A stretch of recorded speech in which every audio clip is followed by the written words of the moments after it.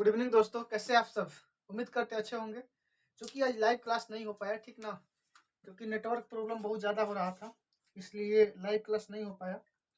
तो हम लोग करते क्या है कि जो वीडियो आप लोग के लिए हम शूट करके अपलोड कर दे रहे हैं, ठीक ना, और आप लोग देख लीजिएगा इसको, क्योंकि बहुत इंपॉर्टेंट वीडियो है और खासकर न्यूमेरिकल टाइप क्वेश्चन बहुत ही बेहतरीन बेहतरीन करवाने वाले हैं। जैसे कि यहाँ पर आप लोगों के समक्ष एक क्वेश्चन लिखे हैं, सारा आपका फॉर्मूला सरल आवर्त गति का लिखा हुआ है, जो कि आप देख रहे हैं हेडिंग है सरल आवर्त गति सिंपल हार्मोनिक मोशन।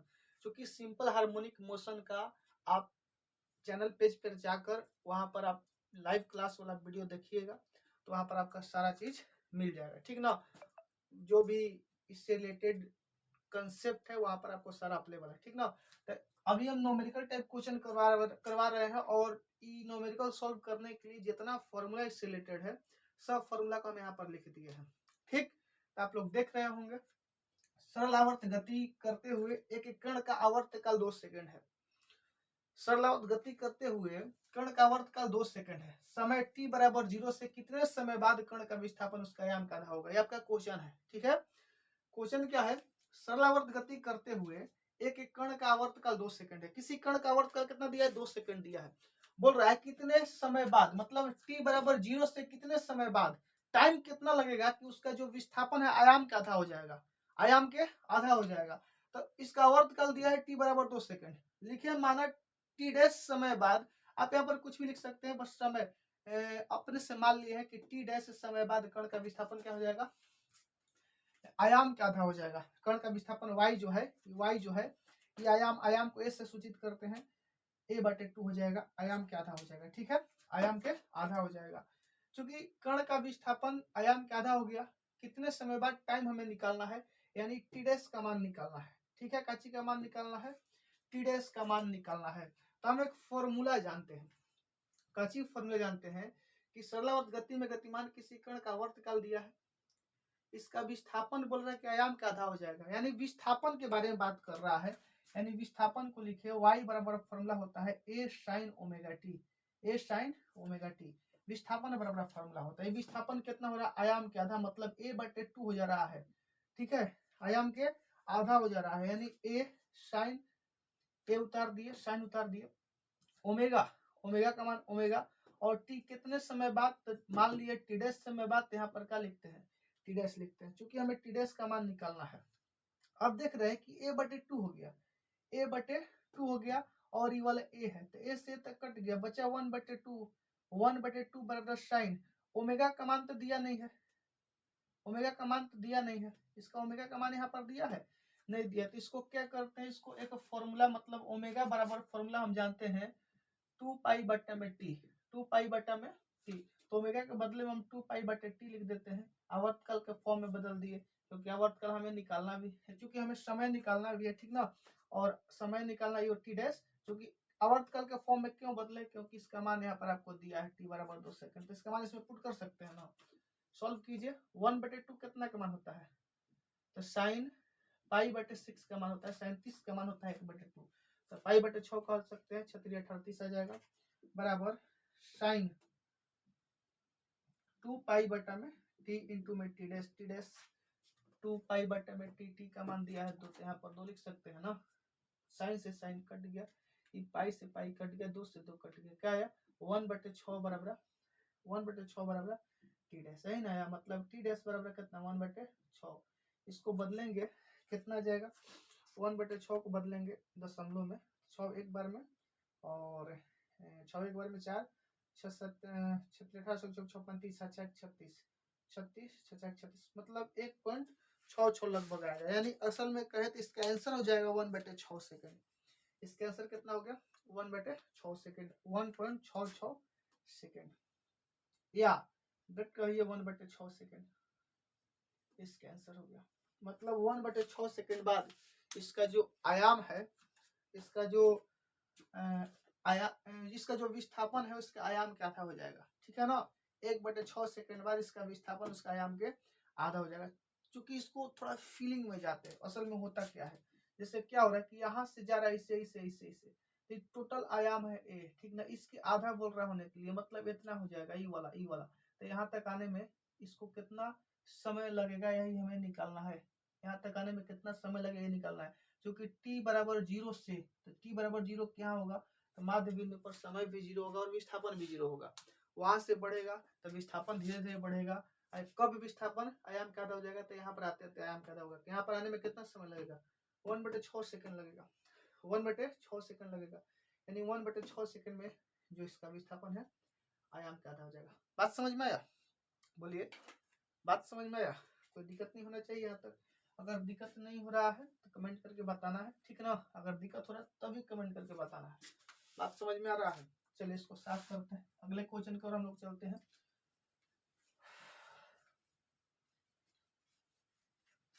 आपका अगला क्वेश्चन क्या है, आपका अगला क्वेश्चन है एक कण सीधी, लिख देते चूंकि इसको, ठीक ना। मेरे पास बुक है और बुक से क्वेश्चन लिख दे रहा है। क्वेश्चन है आपका एक कण सीधी रेखा में सरल आवर्त गति करता है, सरल आवर्त गति करता है। माध्य स्थिति से x1 तथा x2 दूरियों पर इसका वेग क्रमशः क्या दिया है, u1 तथा u2 है। बोल रहा है कण का आवर्तकाल ज्ञात करें, कण का आवर्तकाल ज्ञात करें। मेरे दोस्त इसमें क्या निकलना है, कण का आवर्तकाल निकालना है।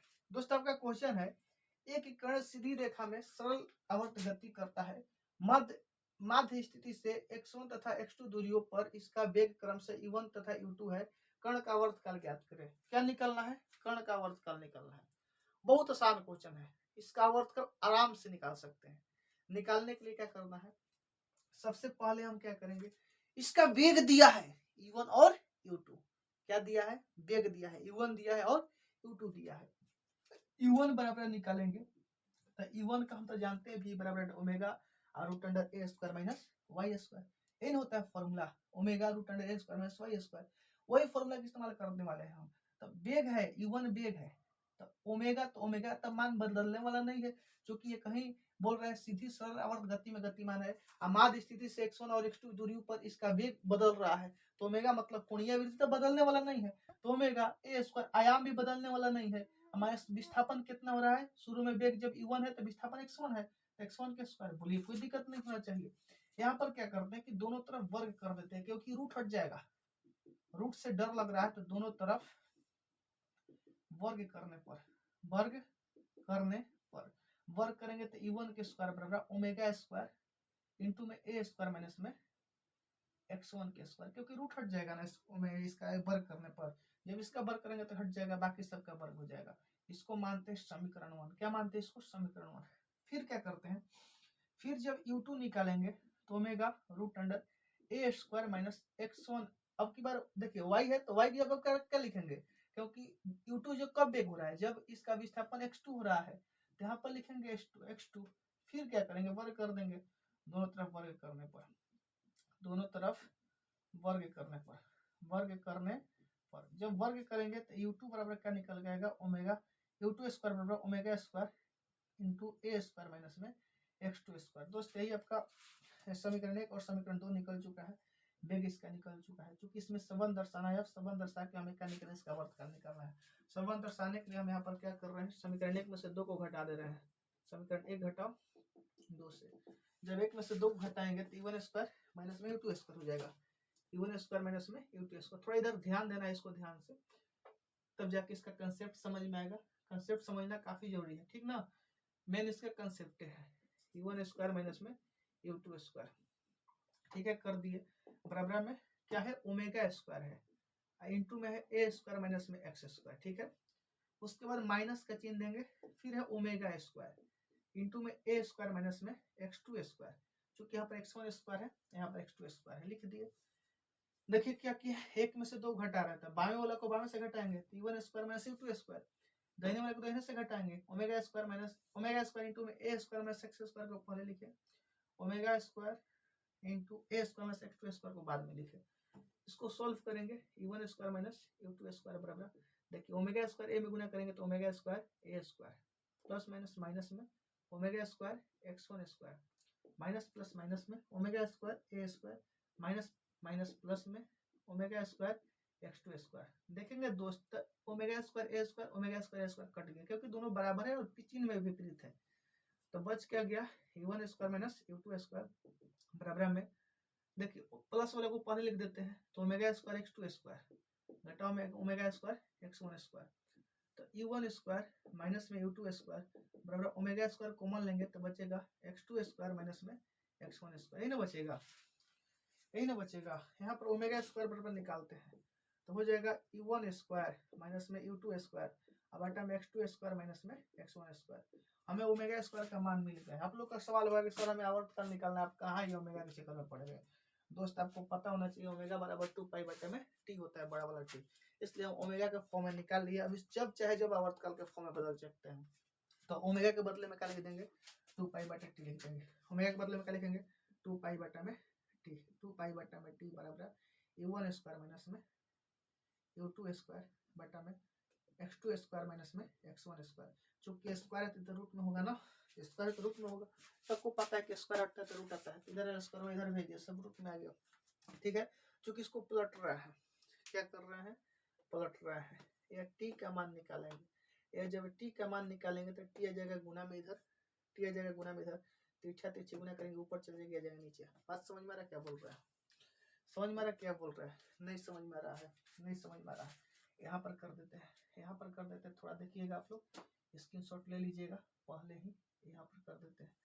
होता क्या है आपका तिरछा तिरछी, इसको लिख सकते हैं ना 2 पाई बटा में टी बराबर ऊपर रूट में अलग लिखते हैं u1 स्क्वायर माइनस में u2 स्क्वायर, अब बटा में नीचे रूट में अलग लिखते हैं x2 स्क्वायर माइनस में x1 स्क्वायर। दिख रहा है, इसको अलग अलग कर दिए, कोई दिक्कत नहीं है, रूट में पूरा है तो इसको अलग अलग हम कर सकते हैं। मैथ का रूल कहता है कि आप करके लिख सकते हैं।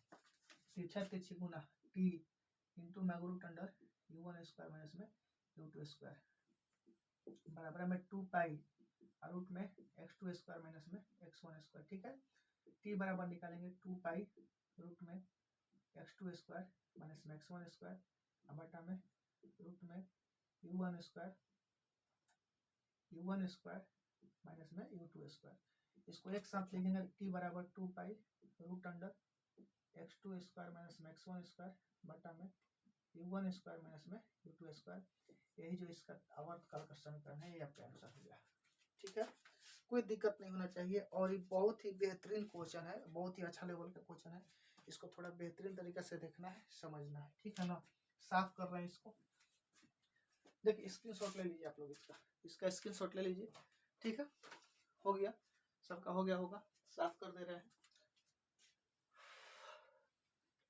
यहाँ पर क्या होगा कि थोड़ा ज्यादा जल्दी जल्दी क्वेश्चन बनेगा, ठीक ना, क्योंकि यहाँ पर आप लोगों से बात नहीं करना है, अनावश्यक कमेंट नहीं पढ़ना है, ठीक ना।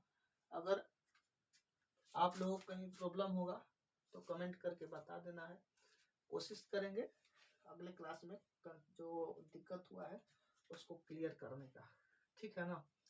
और जैसा कि हमने बताया कि आप लोग का लाइव क्लास भी स्टार्ट होने वाला है, 12th क्लास का लेवल का तो चल ही रहा है, नेटवर्क प्रॉब्लम के कारण आज बंद हो गया, ठीक ना, लेकिन 12th का भी और 10th का भी क्लास स्टार्ट होने वाला है।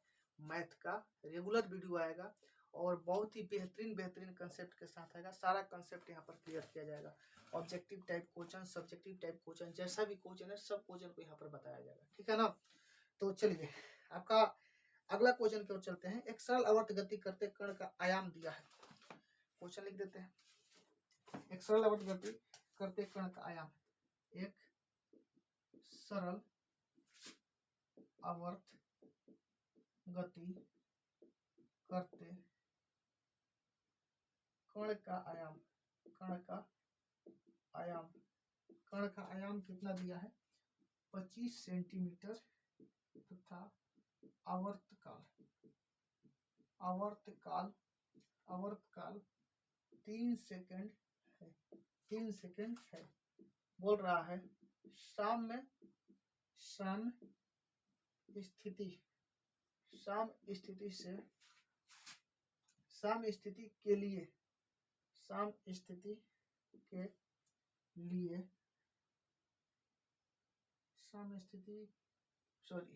आपका क्वेश्चन शाम स्थिति के एक और 12.5 सेंटीमीटर दूरी से शाम स्थिति,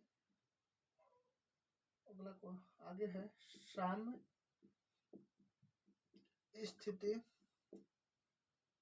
के दूसरी ओर 12.5 सेंटीमीटर दूरी तक चलने में लगा न्यूनतम समय ज्ञात करें। आपका एक क्वेश्चन है, क्वेश्चन क्या दिया आप लोग देख रहे हैं। क्वेश्चन क्या है आप लोग अच्छी तरह से देख रहे हैं, इसी क्वेश्चन को सॉल्व करना है, ठीक ना। आप लोग देख रहे हैं क्वेश्चन क्या है। एक सरल आवर्त गति करते कण का आयाम 25 सेंटीमीटर दिया है। आयाम दे दिया है मेरे दोस्त, इसका एक का मान दे दिया है कितना 25 सेंटीमीटर, याद रखना है। आयाम क्या दिया है 25 सेंटीमीटर। आवर्त काल 3 सेकंड है, t बराबर 3 सेकंड, आवर्त काल 3 सेकंड है। साम स्थिति के एक और 12.5 सेंटीमीटर। साम स्थिति मतलब माध्य बिंदु, जैसे मान लीजिए यहाँ पर हो गया था, ऐसे से जाएगा, इसे एक और जाएगा कितना 12.5 सेंटीमीटर, 12.5 सेंटीमीटर दूरी से साम स्थिति के दूसरी और मतलब इस ओर जाएगा 12.5 सेंटीमीटर दूरी तक चलने में लगा न्यूनतम समय, मतलब दोनों तरफ चलने में न्यूनतम समय कितना लगेगा यही निकालना है। ये बोल रहा है कि साम स्थिति के एक और 12.5 सेंटीमीटर दूरी से 12.5 सेंटीमीटर दूरी से मतलब एक और से ऐसे, एक और से यहाँ से 12.5 सेंटीमीटर दूरी से चलना स्टार्ट करता है। दूरी से साम स्थिति के दूसरी ओर मतलब यहाँ से लेके ऐसे, ठीक ना। 12.5 सेंटीमीटर दूसरी और 12.5 सेंटीमीटर दूरी तक चलने में लगा न्यूनतम समय कितना होगा, मतलब एक और से दूसरी ओर तक 12.5 सेंटीमीटर तक जाने में कितना समय लगेगा, हमें यही निकालना है। तो दोस्त हमें क्या करना है, क्या दिया, इसका विस्थापन दिया है कि साम स्थिति के एक और 12.5 सेंटीमीटर दूरी से 12.5 सेंटीमीटर दूरी से साम स्थिति के दूसरी और 12.5 सेंटीमीटर दूरी तक चलने में न्यूनतम समय कितना होगा, कम से कम कितना समय लगेगा। तो इसका तो विस्थापन दे रखा है, विस्थापन कितना है 12.5 सेंटीमीटर, यानी हम जानते हैं समीकरण तो है y बराबर a sin ओमेगा टी, यही होता है a sin omega T. y का मान 12.5 दिया है, आयाम का मान एक का मान दिया है 25 सेंटीमीटर।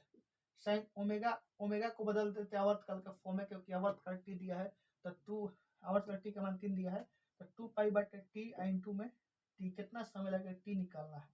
तो ये आपका बट्टा में 10 हो जाएगा, तो ये 25 लेकर टाइम कितना बार में कट जाएगा, 25 दूनी 50 25 जो कैसा है 25 5 बार में कट गया, 5 दूनी 10 कट गया, मतलब 1/2 बराबर यह गया साइन 2 पाई बटा में टी की जगह पे क्या लिख देंगे तो 3 है तो 3 लिख देंगे इनटू में टी का मान हमें निकालना है, याद रखना है टी का मान क्या करना है निकालना है। काम करते हैं 1/2 कितना का मान है तो 1/2 आपका साइन 30 का मान है, तो साइन पाई बटे 6 रखते हैं क्योंकि साइन 30 हो जाएगा, बराबर में साइन 2 पाई बटा में 3 इन2 में टी, तो टी 3 दूनी 6 नीचे से नीचे कट गया, साइन से साइन कट गया, पाई से पाई कट गया, क्या बच गया 1/2 बराबर 2t, तो t बराबर निकालेंगे 1/t बराबर 2t, ठीक ना। तीछा तीछी गुना होगा तो 2 दूनी 4 t बराबर 1, t बराबर 1/4 आ गया, t बराबर कितना आया 1/4 सेकंड आया, 1/4 सेकंड। बोल रहा है कि दूरी एक और 12.5 मीटर की दूरी से साम स्थिति की दूसरी ओर 12.5 सेंटीमीटर दूरी तक चलने में लगा न्यूनतम समय, तो कुल समय निकालेंगे ना, कुल समय क्योंकि दोनों ओर चल रहा है, एक और 1.4 दोनों ओर चलेगा तो 2t हो जाएगा, 2 इंटू में t, तो 2 इंटू में 1/4, तो कितना हो जाएगा 2/4, 2 दूनी 4 कितना 1/2 सेकंड, 1/2 सेकंड, ठीक ना, 1/2 सेकंड हो जाएगा, क्योंकि 2t हो जाएगा ना, क्योंकि 2t हो जाएगा। साम्य स्थिति के एक और 12.5 सेंटीमीटर और दूसरी ओर 12.5 सेंटीमीटर तक जाने में लगा न्यूनतम समय, तो कम से कम कितना समय लगेगा, 2 गुना कर दिए, मतलब 2 गुना 1/4 कर दिए, 2 गुना 1/4 कर दिए, 1/2 सेकंड हो गया, 1/2 सेकंड मतलब आधा सेकंड, 0. जैसे 1 सेकंड, जो 1 सेकंड होता है 1 सेकंड एक आधा हो गया, आधा सेकंड आपको टाइम लगेगा। नीचे दिखाई नहीं दे रहा होगा, नीचे दिखाई नहीं दे रहा होगा, तो इसको क्या करते हैं ऊपर लिख देते हैं कुल समय, कुल समय निकालने के लिए हम ऊपर लिख दे रहे हैं, कुल समय 2t के बराबर हो गया, 2t के बराबर हो गया, वहां पर भी नहीं दिख रहा होगा तो इधर लिख दे रहे हैं, कुल समय कितने के बराबर हो गया 2t के बराबर हो गया, तो 2 गुना 1/4, 2 दूनी 4, तो कितना निकल 1/2 सेकंड निकल गया, ये आपका आंसर होगा इसका, ठीक है ना, कोई दिक्कत नहीं होना चाहिए, दिक्कत होगा तो सवाल करना है। स्क्रीनशॉट ले लीजिए जल्दी से आप इसका, मिटा दे रहे हैं।